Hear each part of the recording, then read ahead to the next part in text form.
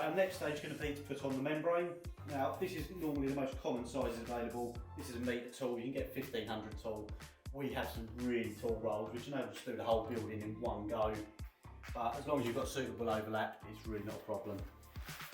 So this is often a job better done with two people, especially when you've got a long building run.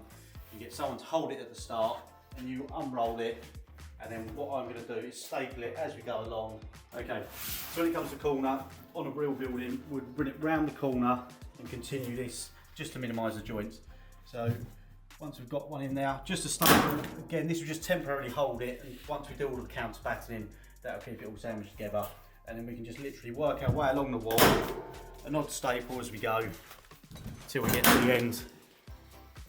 And literally, once we're at a doorway, or once we've completely surrounded the building, just simply cut it off. Leave a little bit of excess, it's really not an issue.